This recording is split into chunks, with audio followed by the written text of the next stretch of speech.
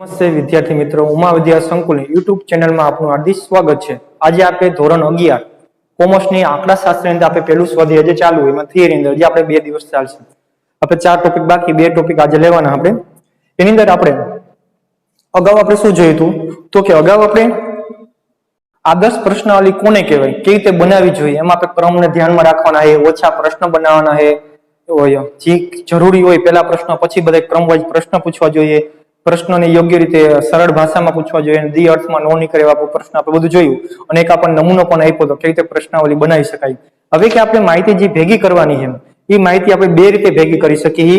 એક તો આપણે ટપાલ દ્વારા જે પ્રશ્નાવલી બનાવેલી છે, પ્રશ્નાવલી તૈયાર કરેલી હોય તેને 2 રીતે આપણે માહિતી ભેગી કરી શકીએ। એક તો ટપાલ મારફતે પણ આપણે મોકલી શકીએ, જે આપણે કવર લેવાનું, કવરની અંદર એક આપણું કવર નાખી દેવાનું આપણે સરનામા વાળું, એ કવરની અંદર આખી પ્રશ્નાવલી રહી અંદર નાખી દેવાની, ઉપર કવર અંદર પેક કરી જેના પાસેથી આપણે માહિતી લેવાની હોય એ વ્યક્તિને આપણે એનું સરનામું લખીને એને મોકલી દેવાની। એ વ્યક્તિને જે ટપાલ એ કવર મળશે ત્યારે કવર ખોલશે, અંદર પ્રશ્નાવલી અને એક બીજું કવર નીકળશે, કવરની અંદર આપણું સરનામું લખેલું હશે। એ વ્યક્તિ જ્યારે પ્રશ્નાવલી મળે છે ત્યારે પ્રશ્નાવલી અંદર બધી વિગત ભરી આપણે જે કવર ખાલી કવર ભેગું મોકલ્યું તો એની અંદર પ્રશ્નાવલી નાખી અને પાછી આ પરત આપણને મોકલી દઈએ।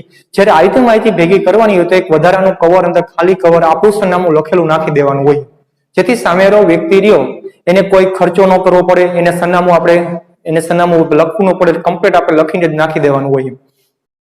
હવે આપણે જોઈ તો કે ટપાલ દ્વારા પ્રશ્નાવલી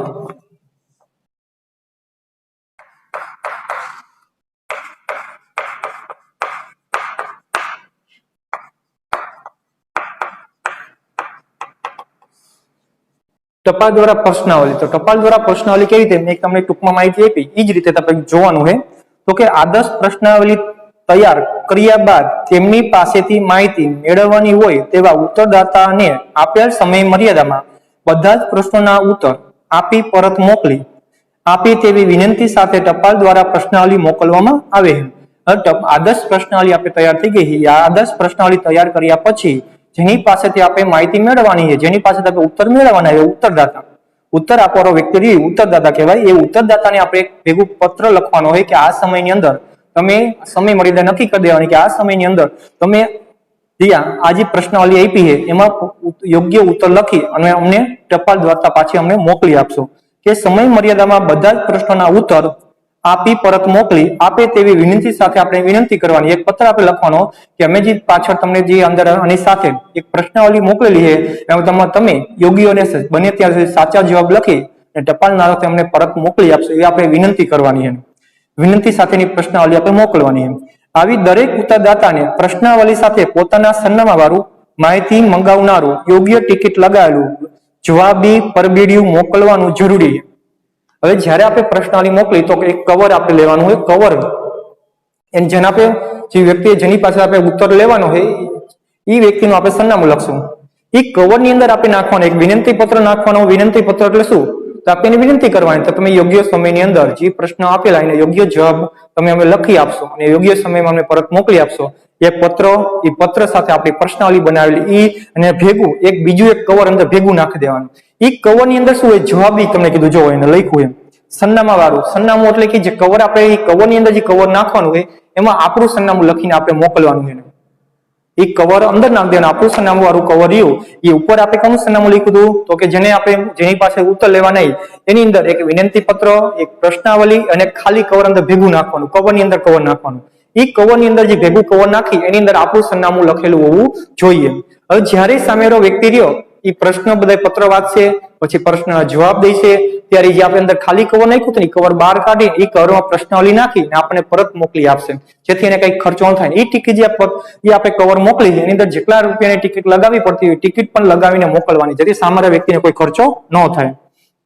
યોગ્ય ટિકિટ લગાવેલું પરબીડિયું એટલે કે કવર એ આપણે પોસ્ટ કવર આવે એ જ કવર આપણે મોકલી આપવાનું। ઉત્તરદાતાએ પોતે જ પ્રશ્નોના જવાબ આપવાના હોય। પ્રશ્નાવલીના પ્રશ્ન સ્પષ્ટ, ટૂંકા, સરળ, મુદ્દાસર, સ્પષ્ટ હોવા જોઈએ। હવે કે ઉત્તરદાતા જ્યારે આપણી ઘરે કોઈ પ્રશ્ન કોઈ કવર ની અંદર કોઈ પ્રશ્નાવલી આવે તો આપણે ઉત્તર લખવા હોય તો આપણે સમજી શકીએ ટૂંકી ભાષામાં એકદમ સ્પષ્ટ લખેલા હોવો જોઈએ, એકદમ મુદ્દાસર બધા એકદમ મુદ્દાસર એટલે ક્રમવાઇઝ બધા મુદ્દા પાડીને લખેલા હોવો જોઈએ અને સ્પષ્ટ રીતે વાંચી શકાય રીતે પ્રશ્ન હોવા જોઈએ, એકદમ જેમ બને એમ ટૂંકા। અત્યારના સમયમાં પ્રશ્નાવલી કોમ્પ્યુટર, ઈમેલ અથવા મોબાઈલ દ્વારા મોકલવામાં આવે. અત્યારના જે પ્રશ્નાવલી રહી એ કેમાં દ્વારા આવી કે પોસ્ટ રહ્યું એ જૂનો જમાનો થઈ ગયો. અત્યારે કે ઈમેલ કે આધુનિક જમાનો આવી ગયો. ઈમેલ છે કે મોબાઈલ ની અંદર એસએમએસ દ્વારા પણ મોકલા. ઘણી વાર તમારે એસએમએસ આવતો હોય કે આનો તમે યોગ્ય તમે સમજ છો કે નહીં, અથવા તમે હા કે નામાં જવાબ આપો, એસએમએસ આવતો હોય એ પાછો આપણે મોકલી. ઘણીવાર આપણે ઓનલાઈન વસ્તુ મગાવતા હોય તો આપણો અભિપ્રાય મગાવતા હોય કે તમે અમને અમારી જે કંપની રહી કે અમારી જે સેવા દેતા તમે સંતોષ છે કે નથી સંતોષ, તો હા નકર ના લખીને જવાબ મોકલો. એ બધી શું માહિતી ભરે? આ એક પ્રકારની માહિતી ભેગી કરે બધી. તેથી આ રીતે હવે ઈમેલ દ્વારા કે કમ્પ્યુટર અંદર એસએમએસ દ્વારા માહિતી મોકલી આપે. ઘણીવાર આવા પ્રશ્ન તમને મોબાઈલ ની અંદર આવતા હોય અને જવાબ મોકલો. આગળ ઘણા તમે પ્રશ્નો આવતા જાય, પછી કઈ ઇનામ પણ આપેલું હોય, એવા પણ ઘણીવાર સ્કીમો આવે બધી. હવે આના લાભ આપ્યા એમ. જ્યારે માહિતી એકત્રિત કરવાનું ક્ષેત્ર વિશાળ હોય ત્યારે આપેલા લાભ જોઈ.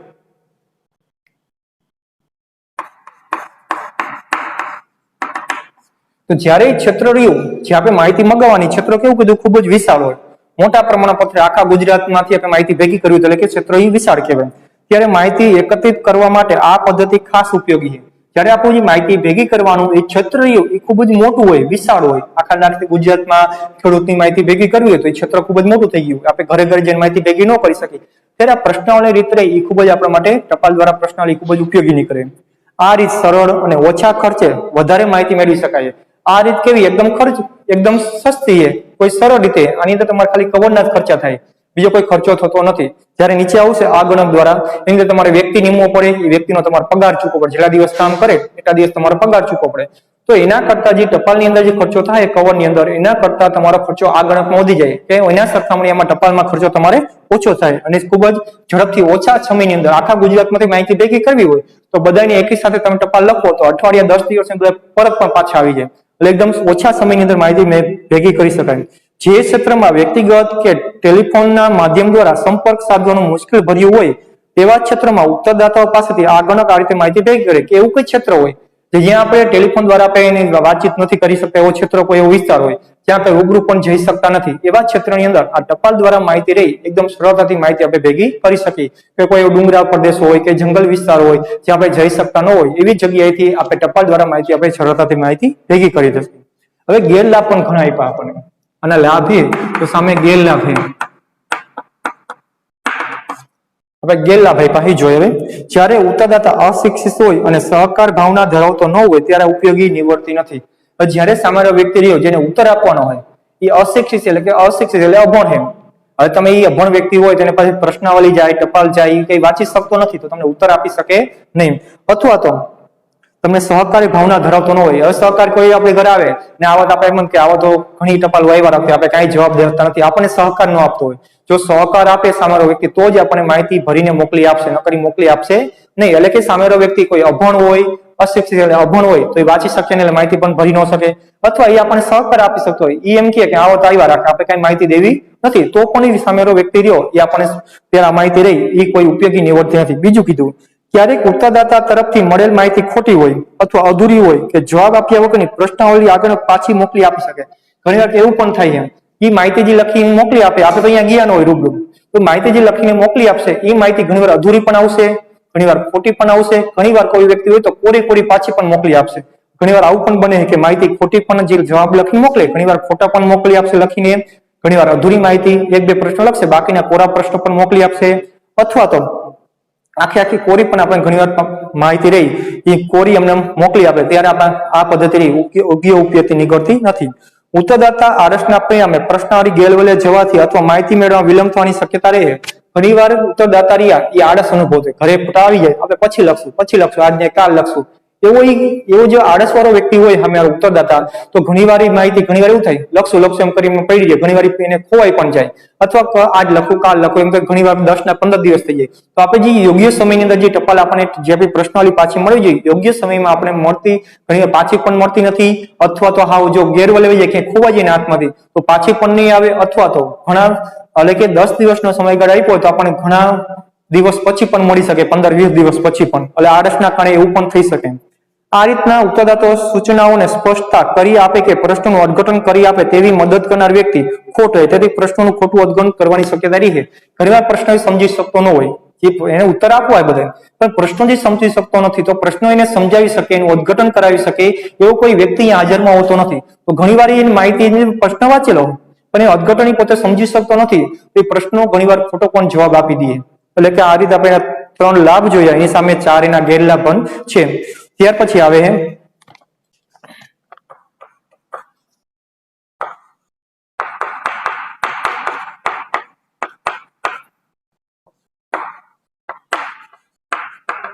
હવે આ ગણક દ્વારા પ્રશ્નાવલી. આ ગણક એટલે કોણ?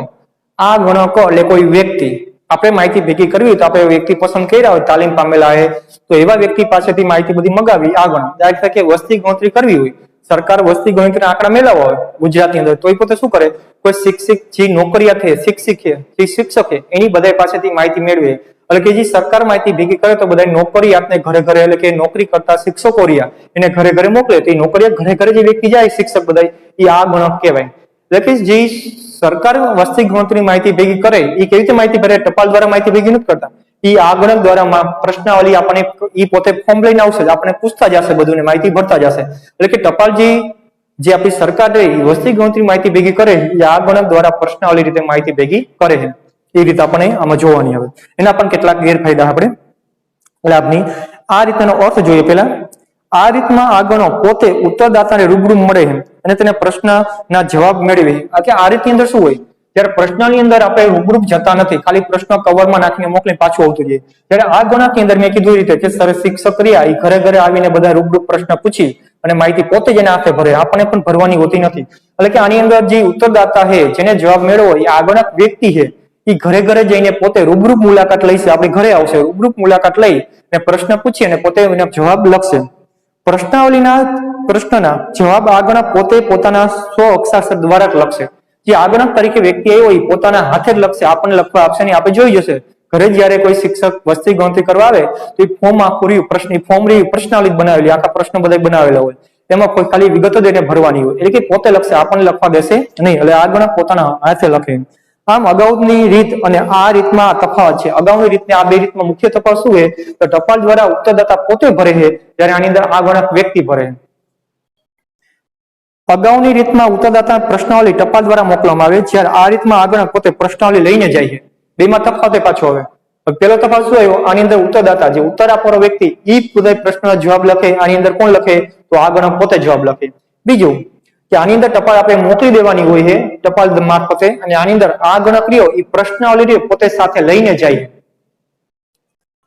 ઉત્તરદાતાને રૂબરૂ મળે છે, પોતે પ્રશ્નાવલી લઈ આપણે જોઈ જોઈએ. જયારે વસ્તી ગણતરી કરવા આવે તો એ પોતે પ્રશ્ન લઈને જ આવે, બધા પેપરની સાથે બધા આખો બુક લઈને જ આવે છે, રૂબરૂ આપણને મળે. અહીંયા આ ગણકો ઉત્સાહી, વિનયી, પ્રામાણિક, તેમના કાર્યમાં કુશળ હોવા જોઈએ, જેથી કરીને ઉત્તરદાતાને પ્રશ્નનો અનુરૂપ પૂર્વક જાણકારી પૂરી પાડીને પ્રશ્ન સાચા જવાબ મેળવી શકે. હવે આ ગણક તરીકે જે વ્યક્તિ જાય એ હંમેશા કેવો જોઈએ? પ્રામાણિક હોવો જોઈએ. એ કામમાં પોતે કાબિલિયત હોવો જોઈએ, અને ઉસી કામમાં ઉત્સાહ હોવો જોઈએ કરવામાં. ને વિનય એટલે ધીરજથી કામ લેવા. ઘણી વાર એવા આવે તો ઘણી વાર એવી ફેમિલી આવી જાય જ્યાં આપણને સાચો સહકાર પણ નથી મળતો, એટલે એ વિનય હોવો જોઈએ. તેના કામની અંદર પોતે કુશળ હોવો જોઈએ. એટલે સરકાર મોટા ભાગે કઈ માહિતી ગુજરાતની અંદર કે કોઈ પણ જગ્યાએ માહિતી ભેગી કરવાની હોય તો હંમેશા શિક્ષકનો સહારો લે. શું કામ? કે પોતાના કામની અંદર લખવા માટે પોતે કુશળ હોય, એટલા માટે, જવાબ લખવા માટે. અને ઉત્તરદાતાને અનુરૂપ સામે પોતે બેસી પ્રશ્ન પૂછી, કોઈ પ્રશ્ન ન સમજાય તો એને વ્યવસ્થિત સમજાવી અને પાસેથી માહિતી અર્થઘટન કરી, અર્થઘટન પણ સમજાવીને સાચો જવાબ મેળવી પોતે સાચા જવાબ લખે. આ ગણકની ઉત્તરદાતા સાથે કોઈ પણ જાતના બિનજરૂરી સંવાદમાં ન ઉતરવા કે તેની માનહાનિ ન થાય તેવા તકેદારી રાખી મિત્રતાભર્યું વાતાવરણ સર્જવા સૂચન આપવામાં આવે. જ્યારે આ ગણક જાય ત્યારે એને આપણે સમજાવવામાં આવે કે તમે કોઈ પણ કુટુંબ સાથે, પરિવાર સાથે જયારે તમે જાઓ અને તેની પાસે તમે પ્રશ્ન પૂછો તો એની સાથે તમારે હંમેશા કોઈ મતભેદમાં ઉતરવા નથી, એની સાથે કોઈ ગેરવર્તન કરવાનું નથી. એની સાથે હંમેશા મિત્રતા ભર્યું વાતાવરણ, કે આપણે કેમ મિત્ર હોય ને જે પ્રશ્ન પૂછીએ તો સમજાવી વ્યવસ્થિત પ્રશ્નના જવાબ લેવાના. એની એટલે કે આપણે ક્યારે પણ એને માનહાનિ થાય કે એને અપમાન થાય એવા પ્રશ્નો કોઈ બોલવાના નથી, એવો કોઈ અપમાન કરવાનું નથી, અને મિત્રતા ભર્યું વાતાવરણ સર્જી અને પ્રેમથી એની પાસેથી બધા પ્રશ્નો સમજાવી અને જવાબ લેવાના હોય. હવે એને આપણે લાભ જોઈએ.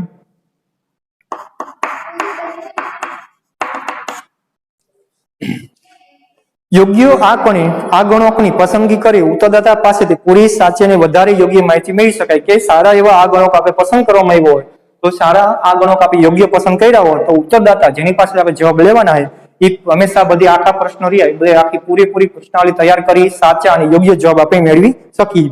જ્યારે ઉત્તરદાતા અશિક્ષિત અથવા સહકાર આપે તેવા ન હોય ત્યારે ઉત્તરદાતા યોગ્ય ખુલાસો આપી તેની યોગ્ય માહિતી મેળવી શકાય. સામેનો વ્યક્તિ રહ્યો એ કોઈ અશિક્ષિત છે, અભણ છે અથવા એ આપણને સહકાર નહોતો આપતો તો અહીં આપણે શું જોયું ટપાલ દ્વારા આપણને એમાં આપણે કોઈ જવાબ મોકલી શકતા લખી શકતા નથી. જ્યારે આની અંદર આપણે પોતે આગળ પોતે જઈએ સામેનો વ્યક્તિ ઉત્તર આપવાનો એ કેવો અશિક્ષિત છે અથવા સહકાર નથી આપતો તો પણ વ્યવસ્થિત એને સમજાવી પ્રશ્ન વચાવી આપણે વાંચીને સમજાવશું તો પણ એવા વ્યક્તિ કે જે અભણ વ્યક્તિ છે અભણ વ્યક્તિ હોય એની પાસેથી પણ આપણે પ્રશ્નાવલીના જવાબ આપણે મેળવી શકીએ. સામેનો વ્યક્તિ કોઈ સહકાર ન આપતો તો પણ એને આપણે સમજાવી પ્રેમથી આપણે એની પાસે જવાબ મેળવી શકીએ.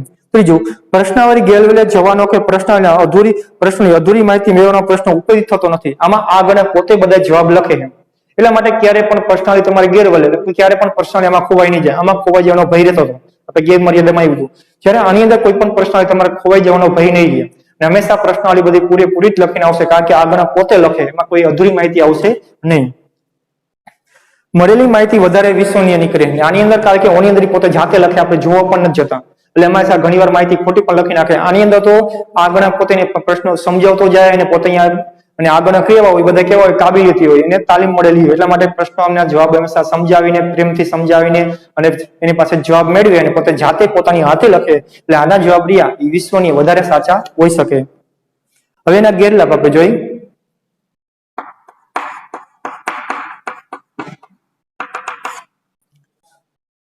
કેટલીક વખત પૂરતા પ્રમાણમાં નિષ્ઠા આગળનો મેળવવાનું એકદમ મુશ્કેલ બની જાય. ઘણીવાર એવું થાય કે આ મોટો વિસ્તાર હોય તો આપણે આગળનો વ્યક્તિ આપણે ઝાઝા વ્યક્તિ જોતા હોય તો એની અંદર એ આગળક વ્યક્તિ તરીકે ઝાઝા વ્યક્તિ આપણે મળી શકતા નથી તો ઘણીવાર મુશ્કેલ પણ બની જાય. બીજું, મોટી સંખ્યામાં નિમાયેલા આગળનો લીધે તેમને ચૂકવવાનું આવતું મહેનતાણું તપાસના કુલ ખર્ચમાં વધારો પડે. હવે વધારે સંખ્યામાં આપણે કે 40 થી 50 માં આગળ જોઈએ તો એમને આપણે કામ ન કરીને આપણે મહેનતાણું આપવું પડે, પગાર આપવો પડે. ઝાઝા સમય માટે જોઈને આપણે તપાસ કરવામાં વાર લાગે તો એનું મહેનતાણું વધી જાય છે એટલે માટે આપણે જે તપાસ પાછળ જે આપણે ખર્ચો કાઢ્યો હોય કે આપણે કોઈ પણ માહિતીની તપાસ કરવી એની પાછળ જે ખર્ચો હોય એ ખર્ચામાં વધારો કરી દઈએ. એ ખર્ચો આપણામાં કે ટપાલ દ્વારા કરતા આનો ખર્ચો ખૂબ જ વધી જાય છે. ત્રીજું આપ્યું છે તપાસ માટેના બિન તાલીમ બંધ આ ગણકને તાલીમ આપવાનું કાર્ય ખૂબ જ મુશ્કેલ પડ્યું હોય. હવે આ ગણક આપણે લેવા તાલીમ પામેલા હોય જેને આવડે તો એવા આ ગણક આપણે ન મળે પૂરતા પ્રમાણમાં તો આપણે બિન તાલીમ જે શીખાવું હોય એવા પણ આ ગણક આપણે લેવા પડે. તેને તાલીમ આપવાનું કાર્ય આપણા માટે ખૂબ જ મુશ્કેલ બની જાય. વળી તાલીમ મેળવ્યા બાદ તેને કુશળતાપૂર્વક પ્રામાણિકતાપૂર્વક કાર્યદક્ષતાપૂર્વક કામ કરશે તેવું માની લેવું વાજબી નથી. કે ઘણીવાર એવું બને આપણે કોઈ વ્યક્તિ આપણે રાખ્યા તાલીમ પણ આપી દીધી તો સામેનો વ્યક્તિ તાલીમ અપાઈ જાય ત્યાર પછી કામ વ્યવસ્થિત કુશળતાપૂર્વક કામ કરશે કે પ્રમાણિકથી કામ કરશે કે કાર્યદક્ષતા પોતાની કાર્યશક્તિ પ્રમાણે કામ કરશે એવું આપણે ધારી પણ ન લેવું જોઈએ. કારણ કે આપણે ક્લાસમાં બધા વિદ્યાર્થી હોય એ બધાને સરખું શીખડાવી તો તેમ છતાં એ પરીક્ષાની જવાબની બધા વિદ્યાર્થી પરીક્ષાના પ્રશ્નો જવાબ સરખા લખતા નથી આપણે એવું માની ન લેવાય. એટલે આમાં પણ એને તાલીમ આપેલી હોય તેમ છતાં એવું માની ન લેવાય કે સારી રીતે વ્યક્તિ કામ કરશે. તેથી ક્યારેક તેમના દ્વારા મેળવેલી માહિતી શંકાસ્પદ બની શકે. એટલે કે જો આગળ કર્યો એ પોતે જ વ્યવસ્થિત એને કામ ન કરવું હોય તો એ ઘણીવાર ખોટી માહિતી ભરી પણ આવશે. એટલે કે શંકાસ્પદ માહિતી એવી મેળવી આવે. બીજું, ચોથું, આપણે જ્યારે ઉત્તરદાતા વિશાળ ક્ષેત્રમાં ફેલાયેલા હોય ત્યારે તે અયોગ્ય બની જાય. આ સંજોગોમાં તપાસનો ખર્ચ અને સમય વધારે લાગે. હવે આપણે જોયું તો આની અંદર કે આખા ગુજરાતના ખેડૂતની માહિતી ભેગી કરવી તો ટપાલ દ્વારા ઝડપથી આપણે માહિતી ભેગી તો એની જગ્યાએ આપણે આગળ દ્વારા માહિતી ભેગી કરવી હોય તો આખા ગુજરાતમાં આગળ આપણે મોકલવા પડે એમાં સમય પણ વધુ લાગે.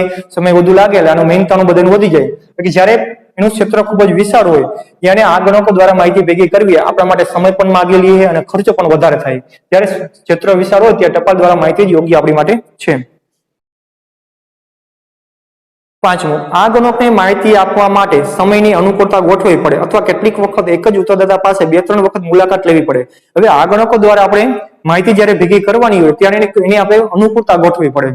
એ પોતે જયારે સમય નવડો હોય ત્યારે જે પોતે જશે અથવા ઉત્તરદાતા પાસે કામ લેવા ગયો હોય હવે હાજરમાં નથી એ ગામની અંદર ગયો હોય ત્યાં અમુક કુટુંબ હાજર છે અમુક કુટુંબ પોતે હાજર નથી તો એને યોગ્ય સમય બીજી વાર પણ આપણે મુલાકાત લેવી પડે. જયારે આપણે માહિતી લેવા જાય હાજરમાં ન હોય તો બીજી વાર પણ આપણે મુલાકાત લઈને માહિતી બધી ભેગી કરવી પડે.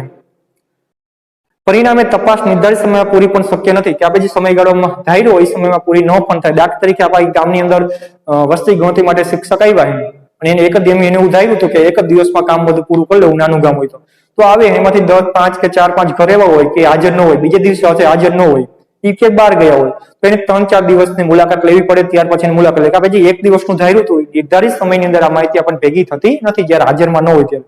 પ્રાથમિક માહિતી એકત્રિત કરવા અગાઉ ચર્ચા કરેલ 3 રીતો પૈકી કોઈ પણ એક રીતનો સ્વીકાર કરવા માટે ચોક્કસ નિયમ નથી કે આપણે 3 પ્રકારની માહિતી આપી. એક પ્રશ્નાવલી રીત, પરોક્ષ રીત, પ્રત્યક્ષ રીત, આવી રીતો ઘણી બધી આપી છે. એમાં કઈ પદ્ધતિનો આપણે ઉપયોગ કરવો એવો કોઈ નિયમ નથી. તમે ગમે અનુકૂળતા પ્રમાણે તમારી અનુકૂળતા તમારે કે માહિતી કેટલી ઝડપથી જોઈએ, કેવી માહિતી જોઈએ એના ઉપર આધાર રાખે તમે કોઈ પણ એમાંથી પદ્ધતિ અપનાવી શકો. તપાસ માટેની રીતની પસંદગીના આધારે મુખ્યત્વે નીચેની બાબતનો સમાવેશ થાય. પછાત જે આપણી 3 રીતથી 3 માંથી કઈ રીતનું પસંદગી કરવો નીચેના આપણને 6 મુદ્દા આપ્યા છે. એ 6 મુદ્દાના આધારે આપણે પસંદ કરી શકીએ.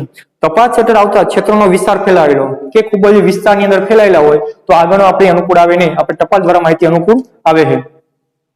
પછી તપાસનો હેતુ કેવો હોય, તમારે તપાસ કરવી કયા હેતુ માટે કરવી એને પણ ધ્યાનમાં રાખવામાં આવે. નાણાકીય જોગવાઈ, તમારી પાસે નાણાં કેટલા, આગળની અંદર ખર્ચો વધી જાય, આની અંદર ખર્ચો ઓછો થાય, એને પણ ધ્યાનમાં રાખવામાં આવે. સમય મર્યાદા કેટલી છે, ઓછા સમયની અંદર માહિતી જોતી હોય તો ટપાલ દ્વારા છે, જો જાજો સમય તમારી પાસે સમય વધારે હોય તો આગળ પણ યોગ્ય નીવડે. કુશળ આગળો મેળવવાની શક્યતા હોય, જો તમારી પાસે કુશળતાપૂર્વક સારા આગળો મળી જાય હોય તો આ પદ્ધતિ અપનાવી શકાય. અને ચોકસાઈનું ધોરણ કેટલું હોય, તમારે પ્રશ્નો જે આવે છે બધા એકદમ સાચા જ પ્રશ્નો જોતા હોય તો આ ગણો જ છે. આની અંદર ઘણીવાર પ્રશ્ન જવાબ ન પણ આવી, આપણે ગેરમાધ્યમ જોઈ હતી એ પણ. હવે ત્યાર પછી ગૌણ માહિતી અને ગૌણ માહિતીનો ઉપયોગ કેવી રીતે કરી શકાય આપણે પછી જોઈશું.